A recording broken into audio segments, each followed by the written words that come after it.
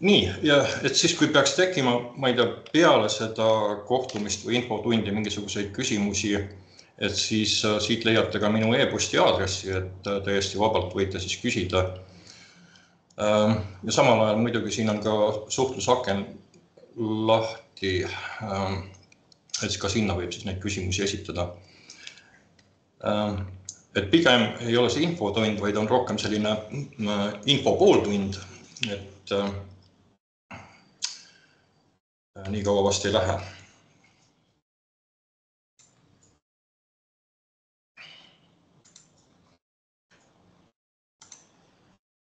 Nii, sissejuhatuseks ma üllataksin võib-olla mõnede selliste küsimustega, aga need vastused siis ma annan alles siis infotunni lõppedes, et samal ajal võite ise kõik ka nuputada, et siin need 3 küsimust on, et ma ei hakka neid siin ette lugema. Aga sellised seosed täiesti eksisteerivad, võib-olla esmapilgul on nagu raske neid seoseid luua, aga siiski. Ma alustaksin võib-olla sellise kuiva asjaga, et õppekava struktuur, et mismoodi ta meil välja näeb, et eks ta mitte ainult loomakasvatuse erialal, vaid ka teistel erialadel meil siin Maaülikoolis on see struktuur enam-vähem ühesugune.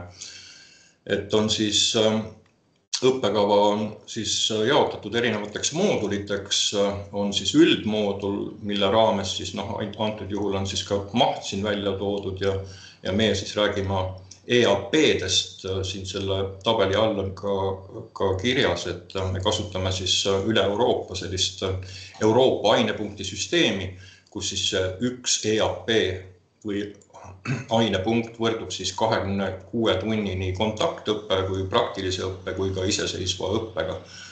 Ja traditsioonis on ta nii, et see iseseisev õppe moodustab kuskil poole või umbes sinna kanti kogu sellest mahust. Et see üldmoodul tavaliselt ongi nagu näha, et siin on kevadsed või õppeaastad ja siin on siis semestrid, see on küll nüüd eelmise aasta oma, aga põhimõtteliselt ta selline välja näeb, et siin mingisuguseid muudatusi me teinud ei ole.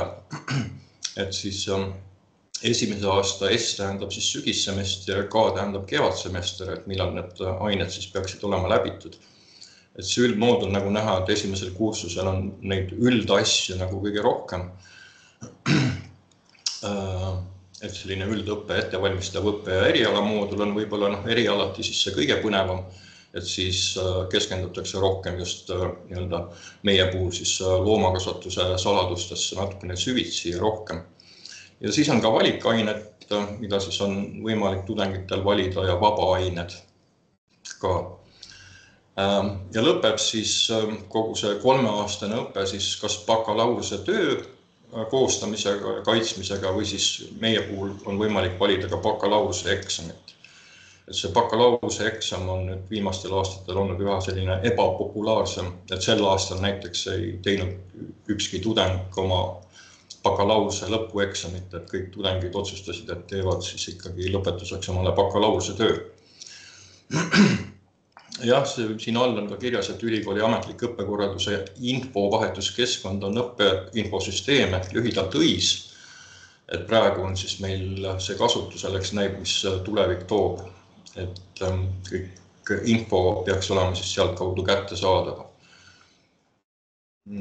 Ja siin üleval on kohe mainitud ka ära, et meie õppekava või loomakasvatuse õppekava on siis rahvusvaheliselt akrediteeritud ja see tähendab seda, et aeg-ajalt tuleb meil selline neutraalne seltskond kokku erinevatest Euroopa riikide ülikoolidest ja tulevad nad siis ja vaatavad, mida me siis õpetame, kuidas me õpetame, toovad välja siis tugevad kohad, nõrgemad kohad või ütleme niimoodi viisakalt, et mis siis nagu parendamist vajaksid. Ja niimoodi siis me aasta-aastalt pidevalt täiendame ja võib-olla siis muudame ka, et muutmine on selles mõttes, et me peame ajaga kaasas käima ja neid õppeaineid on siin tekkinud juurde lähtuvalt sellest, millised tuuled siis puhuvad ja mis parasjagu praktikas vaja on. Et see on selline mitmepoolne protsess, et õppekava siis paremaks teha. Ka tööandjad saavad kaasa rääkida. mis meil siis oleks vaja õpetada, aga see on siis nagu sissejuhatuseks võib-olla kõik. Nüüd, kui rääkida esimesest kursusest, et pahatihti on olnud niimoodi, et need üldained, nagu seal on nagu keemia ja muud sellised põhiained, et ei oleks ainult selliseid üldandmeid, et siis oleme muutnud õppekava selliselt, et ka esimesel kursusel saaksid ikkagi tudengid ka loomadesse, et siin näiteks minu läbiviidav kursus on sissejuhatus loomakasvatuse õpingutesse, mis on sisuliselt esimene õppeaine ja selle raames me käime siis tudengitega ka vaatamas, et mis meie tööandjad siis teevad, mida need loomakasutajad teevad, mis meie vilistlased teevad, et siis tekib kohe mingisugune selline ülevaade, põgus ülevaade sellest erialast. Ja näiteks järgmisel aastal meid juba kutsuti või suisa pakuti kandikul, et tulge palun talleegi, et nad tahavad näidata, kuidas broileri kasvatus välja näeb. Et tõenäoliselt saab siis sügisel esimese kursusega minna talleegi või ühe külastusena, kindlasti käime ka kuskil mujal. Aga esimesel kursusel on ka selline õppeaine nagu üldloomakasvatus, et siis ka selle raames saavad tudengid juba minna meie katsefarmi, et seal siis saavad natukene sellist praktilist poolt juba esimesel kursusel. Nagu ma ütlesin, need üldained, et mainisin siin keemiat või biokeemiat, aga tegelikult on ka sellised keskkonnateemad ja biomajandus ja see ei ole siis mitte ainult loomakasvatuse erialale, vaid ka teistele erialadele, et siis kuna need teemad on keskkond ja biomajandus on jällegi üha aktuaalsemaks muutunud, nad ei ole mingisugused uued õppeained, et keskkonnateemad on meil alati olnud õppekavas, sealhulgas loomakasvatuse õppekavas alati olemas olnud, aga nüüd on nad nagu võib-olla rohkem esile tulnud. Et on ka sellised õppeained. Et nüüd, mida me siis õpetame, et oleme jaganud selle võib-olla 3 selliseks suuremaks plokiks. Et esimene nendest on siis aretus ja geneetika. Minu isiklik arvamus ongi see, ja paljude arvamus, et kui me räägime loomakasvatusest, et siis kõik hakkab tegelikult sellest samast aretusest peale, ehk siis milliseks me selle looma kujundame.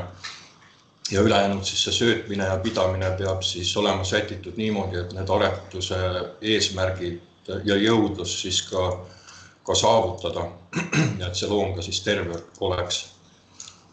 Ehk siis teine valdkond ongi söödade söötmine, loomakasvatajatele väga oluline teema, otsitakse ka tikutulega meie ülikoolist, meie erialalt neid lõpetajaid ja spetsialiste, kes tahaksid ja saaksid minna kas siis mõnda söödatööstuse ettevõttesse tööle või siis mõnda loomakasvatuse ettevõttesse tööle just söötmise, spetsiifiliselt söötmise peal. Et on majanduslikult oluline valdkond, sellepärast, et kogu kuludest mingisugune 50–70% moodustavad söödakulud. Siis loomade heaolu ja pidamine on muutunud ka teatavasti üha rohkem tähtsamaks ja tähtsamaks. Ja jällegi ei ole tegemist mingisuguse uue valdkonnaga. Loomade heaolu ja käitumist ja pidamist on õpetatud meil pikka aega juba. Aga jällegi, et täna on see loomade heaolu rohkem jälle kuidagi tähtsustatud ja esile tulnud.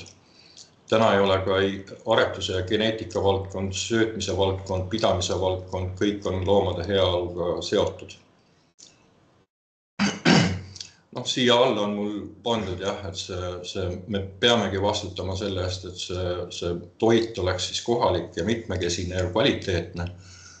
Et loomakasvataja ongi see just, kes tagab põllumajandusloomade heaolu ja tervise ja hoolitseb siis selle eest.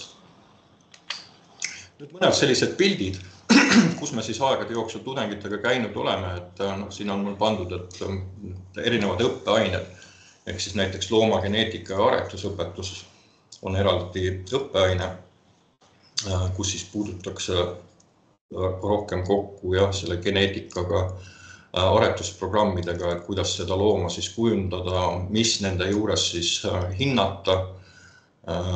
Et see on selline komplekt, mis mis tagab siis selle ka, et loom oleks siis selline robustne ja terve. Nagu öeldud, kõik hakkab looma geneetikast ja aretusest peale. Et siin me oleme tudengitega lihaveisekasvatuse farmis. Hobusekasvatus on ka populaarne, et paljud meie tudengid on varasemalt hobustega kokku puutunud ja tulevad meie eriala õppima. Võib-olla just sellepärast, et saada rohkem teadmisi hobusekasvatusest. Seal on jällegi, et on ka tõuaretus küllaltki oluline ka hobusekasvatuses. Siin on meie tudengid ka mõõdavad siin mingeid parameetreid hobuste puhul. Mitte ainult hobused, vaid ka veised, eelkõige võib-olla piimaveised. Siin pildi peal on tegemist ühe mahetootmisfarmiga ja need ilusad kaelamärgid või medalid vasikate kaelas tähendavad seda, et kui ta seda medalit näitab automaatjooturile, kus ta piima saab, et siis see jootur teab, et see vasikas tuli ja talle tuleb siis anda nii palju piima.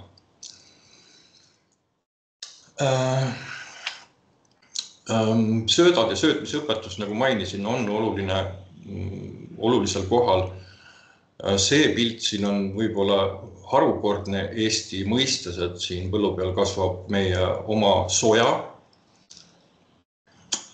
mida siin on püütud siis kasvatada. Sellega seondub ka võib-olla siis meie see kliimakeskkond ja kliimamuutused, et meil on võimalik võib-olla hakata tulevikus kasvatama selliseid söötasid või taimesorte, mida meil muidu siin kasvatada poleks olnud võimalik. Me teame täna, et eelmisel aastal kasvatati päris palju juba maisi teraks. Et maisi on meil kasvatatud küll, aga peaasjalikult loomade siloks.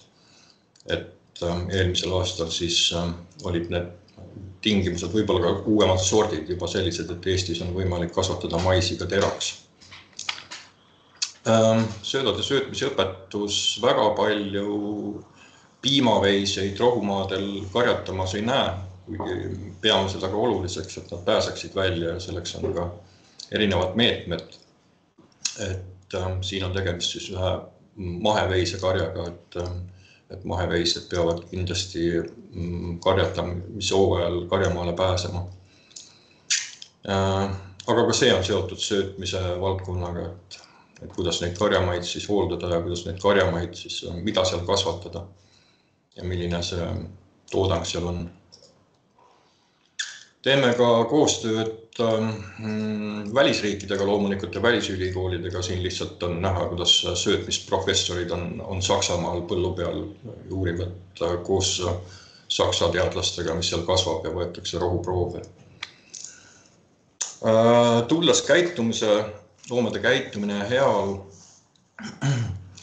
nagu öeldud, on väga oluline teema. Seda õpetab meil üks professor, kes on pärit Inglismaalt ja see õpe käibki inglise keeles.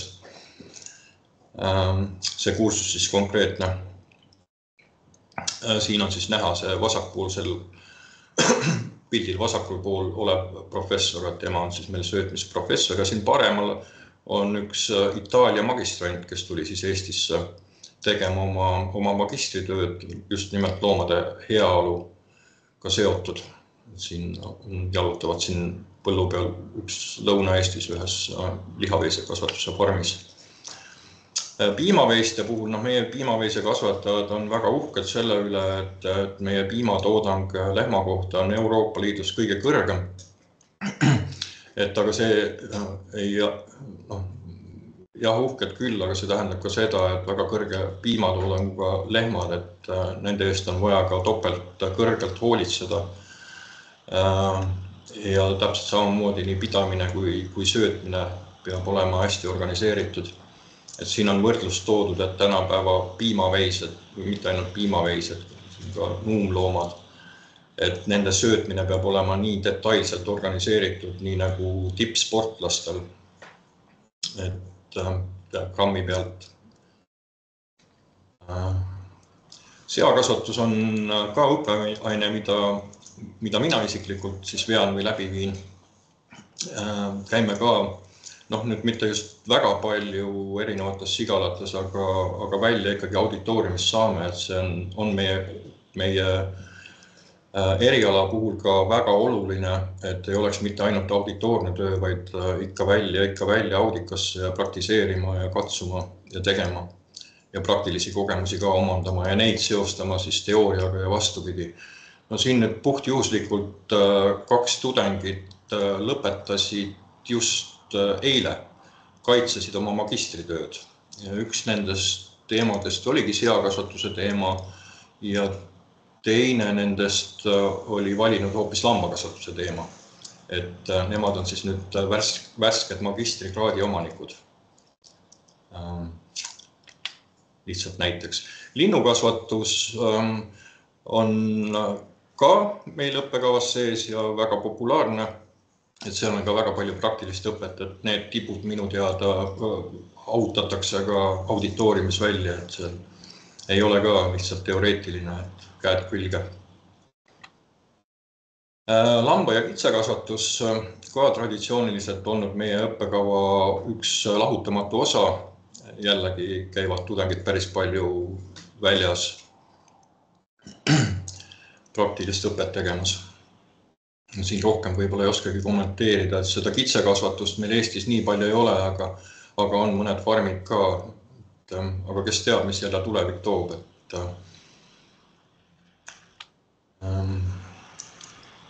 hobusekasvatus, nagu öeldud, on ka meil õppekavas sees ja käiakse ka tallides ja praktilist õpet on ka seal. Maheloomakasvatus on nüüd 3. kursusel kevadsemestril. Et see kursus on ka minu vedada ja ma olen selle ka üles ehitanud niimoodi, et me käime kõikides erinevates mahetaludes, vähemalt 4 erinevas oleme käinud, et uudistamas, kuidas neid maheloomi siis praktiliselt kasvatatakse. Loomade pidamistehnoloogiad, need üha arenevad ja arenevad, on väga digitaliseerunud. Siin on näha, me jälle esimese kursusega käisime ühes piimatootmisvarmis, suhteliselt suures piimatootmisvarmis. Siin paremal on näha lehmade lüpsmist karussellil, ehk siis lehmad seisavad karussellil. Tähendab, et nende jalgealune kogu aeg pöörleb ja sel ajal siis neid lüpstakse. On ka natukene veterinaaria aluseid, loomatervishoid ja veterinaaria, et loomakasvatajad peavad ikkagi teadma ka haigustest ja neid kõiki nüansse ja saladusi, kuidas haigusi on võimalik ennetada.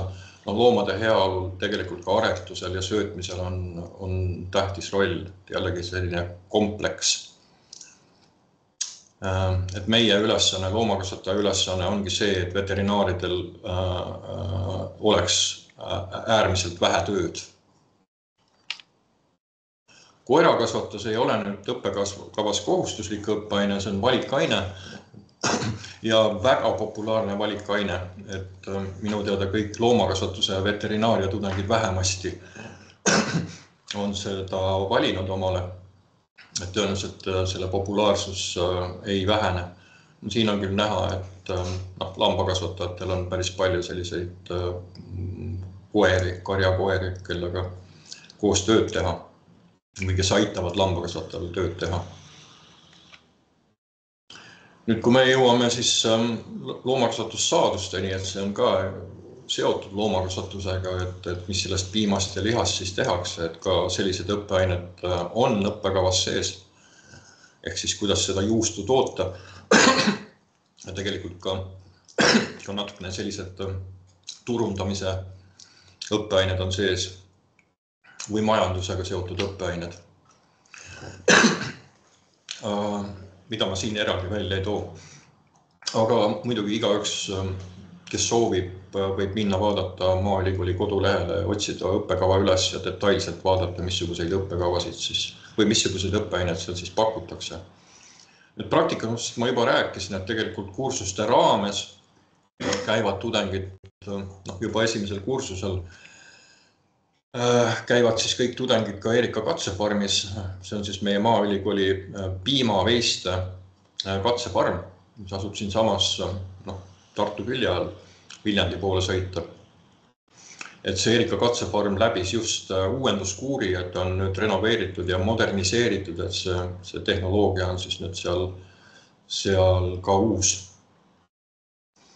Et seal käiakse mitte ainult esimese kursuse jooksul, vaid ka teiste aastate jooksul. Jah, ka laborid on, et ka laboris tudengid käivad biokeemia labor, aretuse geneetika labor, söötmise labor, et vastavalt sellele, kuidas see õppe ühes või teises õppeaines üles on ehitatud. Laboritest mul siin ühtegi pilti ei ole, aga Märja katsefarm, see on siis selline õpperuum, mis seal farmis on. Et seal on võimalik siis ka mingisugust õppetööd läbi viia, kui te vaatate, seal paremal pool on hall uks, et sellest hallist uksest on teine korrus, et hallist uksest saab teisele korrusele ja vaadata siis ülevalt, kuidas loomad liiguvad ja käituvad ja mis nad teevad. Siin on jälle David Arni on see loomade heaolu professor, et siin magistriastme tudengid minu teada olid need, et käivad reaalselt siis loomade heaolu hindamas.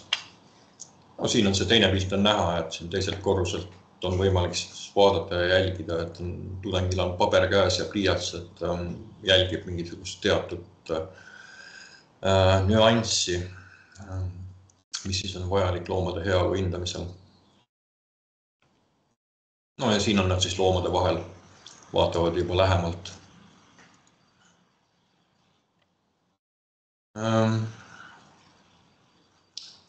Lisaks veel sellele, et neid praktikat, peale teist kursust loomakasvatuse tudengid kõik peavad minema siis loomakasvatusettevõtte praktikale, ehk siis suvisel perioodil on kuskil kuu aega, kus kõik saavad siis igaüks saab valida, kuhu ta tahab minna, et kas ta tahab lambakasvatusettevõttesse või hobusekasvatustalli või piimaveistega või linnukasvatus või isegi mesindus.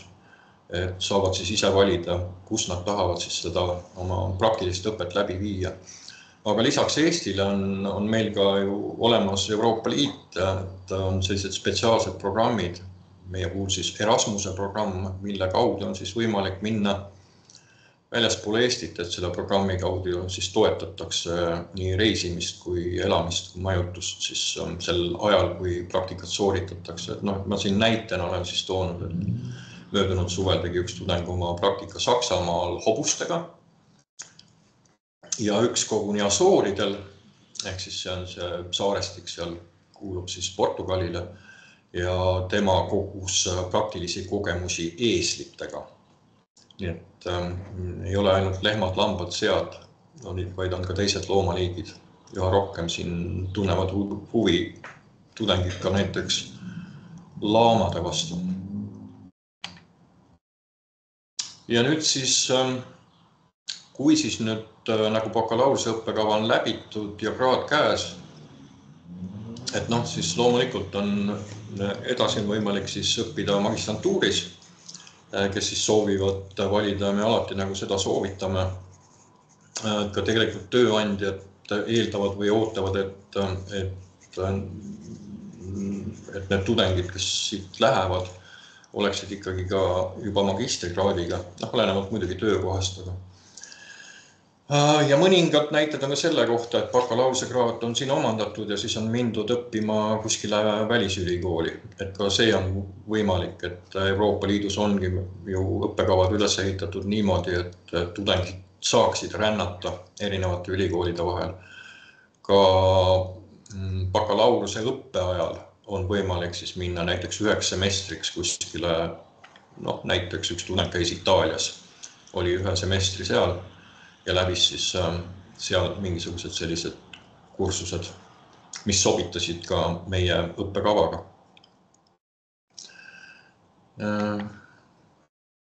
Nüüd, kes edasi õppida ei soovi, tegelikult on niimoodi, et me räägime alati täiendkoolitusele tulla ja kursuseid, et seda me ka pakume. Ja need, kes magistriastmesse tulevad, et tavaliselt nad ikkagi kaasatakse mingisugusesse teadusuuringusse, nad saavad siis oma lõputöö teha selle raames. Ja siis on nad võetud tööle ka kas siis katsetehnikuna või olenevalt ja sõltuvalt, kui palju siis tudengil aega on. Ja meie loomakliinikutes, et siin on meil hobuse kliinik, suurloomakliinik, et ka seal on võimalik siis natukene tööd leida huvilistel. Ja no meil tüüpilised näited selle kohta, et peale lõpetamist on tudengid töötavad erinevates loomakasutuse ettevõtetes. Väga sageli need tudengid on juba õpingute ajal leidnud omale sellise koha, kus nad siis tööle hakkavad. Et meil pidevalt otsitakse, et need ettevõtted pöörduvad ja organisatsioonid pöörduvad meie poole ja uurivad, et kas ja kes oleks huvitatud. No siin näitena on Maaga Agro mul toodud. Maaga Agro oli siis endise nimega võib-olla Rakvere farmid, et Maaga Agro täna on see sama kõige suurem seakasvatus, on nende all. Siis Talleeg on ka Maaga Agro, neil on ka piimafarmid, piima- ja lihatööstused. Rakvere lihatööstus on nüüd Maaga Agro all, väga suur kompleks. Mangeni põllumajandus, näitasin pilti, kus me esimese kursusega käisime, kus see lehmade karussell oli. Aga ka erinevates ametiasutustes, et siin on PRIA, siis PTA ehk siis Põllumajanduse Toiduamet, ehk siis sellised ametiasutused riiklikud. Ja eraorganisatsioonid, need lühendid tähendavad siin erinevate loomaliikide ühistuid. ETKÜ on Eesti tõuloomakasvatajate ühistu ja see teine on siis seakasvatajate ühistu, aga neid on veel. Lihakasvatajatel on omad seltsid, lambakasvatajatel, kitsekasvatajatel on omad seltsid, hobuse kasvatajatel on omad seltsid, et ka sinna minnakse tööle. Et võimalusi on palju. No siin siis üks näide selle kohta, et meil siin kunagi tehti reklaami, et tulge meile õppima, et siin on näha üks loomakasvatuse tudeng. Ragne, kes õppis meil bakalaureuse astmes, otsustas minna magistrantuuri Inglismaale ja täna töötab ta siis Maaga Agros söötmisspetsialistina, ehk siis tema ülesandeks on teha ja organiseerida see söötmine nii sigadel kui lindudel, siis seal samas Talleegis. Niimoodi, et kõik oleks efektiivne ja korrektne. Lihtsalt siis üks näide selle kohta, et see sama Maaga Agro, kus siis Ragne töötab, peaks istuma ka siin pildi peal kuskil laua taga, aga me oleme nendega koostööd teinud, mitte ainult seakasutusettevõtted, et ka teised loomakasutusettevõtted, kus me siis käime ja uudistame ringi ja teeme praktilist õpet. Ja sageli on ka niimoodi, ja mõnikord on niimoodi, et kui näiteks on mingisugune haiguspuhang, me teame, et siin taudid levivad, et sigade Aafrika katk, et vaatamata sellele lubatakse meid loomade juurde, et nüüd on suu- ja sõrataud, et väga veisekasvatuse farmidesse ja piimaveisekasvatuse farmidesse tudengeid ei taheta, ei lubata, et siis on meil võimalus ka kutsuda siis need praktikud nii-öelda meile auditooriumisse ja rääkida, et täna on võimalik näidata näiteks videoid otse laudast, et kaameratega on varustatud päris paljud laudad, et saab ka auditooriumis mingisuguse pildi, aga kui muidugi meil vähegi lubatakse ja saame, siis me läheme ikkagi auditooriumist välja. Ja nüüd, et otsi kokku tõmmata, et siis tuleme nende küsimuste juurde tagasi, mis siin alguses ma esitasin. Ehk siis, et kuidas on loomakasvatus seotud Tartu linnaliini bussidega. Väga paljud võib-olla teavad seda vastust, et õige vastus ongi see, et Tartu linnaliini bussid sõidavad meil ju rohegaasiga või rohelise kütusega ja see roheline kütus tuleb loomakasvatus sisuliselt sõnnikust, et sõnnikust tehakse siis biogaasi. See sama Mangeni, mis ma siin mainisin ja kus see karussell on, nendel on näiteks biogaas ja siin Tartu lähedal Ilmatsalus on biogaasi tehas, et sealt tuleb siis see kütus mitte ainult Tartu linnaliini bussidele, vaid ka minu teada Pärnu. Et niimoodi on siis loomakasvatus seotud linnaliini bussidega. Kuidas on seotud Eesti sead- ja almapiimatööstus? Üks näide on siis, keskel on kohupiim. Et kui näiteks piimatööstuses tehakse kohupiima, siis kohupiima tootmisel, juustu tootmisel jääb üle selline vedelik nagu vadak ja vadaku sees on päris palju suhkrut, piimasuhkrut ehk siis laktoosi ja muidu läheks see vadak kõik kuskile kanalisatsiooni, aga see vadak siis, näiteks siis nagu Alma näite puhul läheb see vadak siis kõik sinna sellesse suurde Viljandi külje all asuvasse seakasvatusettevõttesse ja nemad siis söödavad sellega oma sigu. Jällegi selline ringbiomajandus, et me kasutame neid ressursse nii efektiivselt ära kui vähegi võimalik. Ja kuidas on seotud Lufthansa ja Eesti loomakasvatus, mitte ainult Lufthansa, vaid kogu lennundus ja lennufirmad, et nendel on ka see süsiniku jalajälg ja nad tahavad seda siis kuidagi vähendada ja kasutavad ka biokütuseid. Ja üks osa sellest biokütusest tulebki tegelikult loomakasvatusest, et ütleme niimoodi, et loomakasvatuse on need loomad, kes surevad. Eestis on olemas, siin ütlen, loomade krematoorium, kuhu kõik põllumajandusloomad peavad jõudma, et seal nad siis töödeldakse, eraldatakse loomne rasv ja sellest loomsest rasvast on võimalik siis toota nii-öelda keskkonnasõbralikku lennukikütust. Et siin naljatlemisi ei saagi enam 1. aprillil öelda, et vaata, siga lendab, et tegelikult võib ollagi niimoodi, et see Lufthansa lennuk või ükskõik mis lennuk kasutab sellist biokütust, mis pärineb originaalselt sigadest. Aga mitte ainult sigadest, vaid ka teistelt loomaliikidelt. Jällegi selline ringbiomajanduse taaskasutus.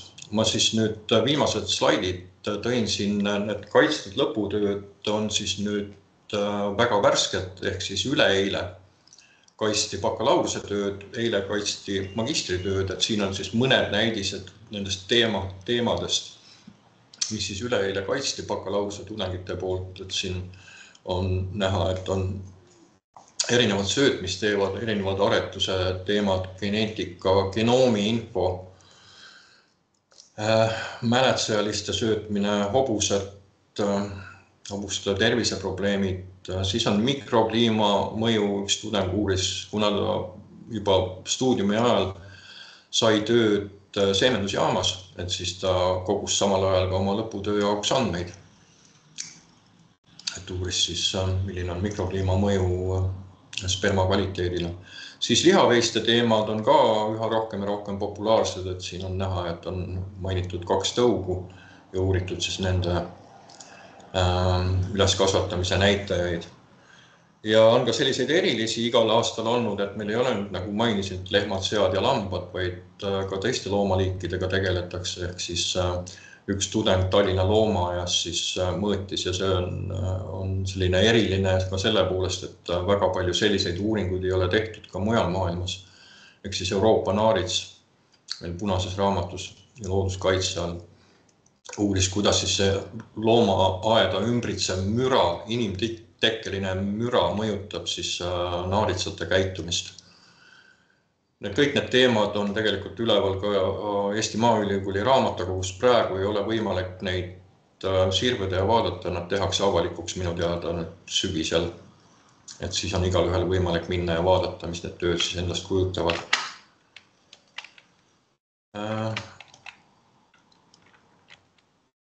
Ja tundub, et sellega on minu slaidid ja esitlus otsas.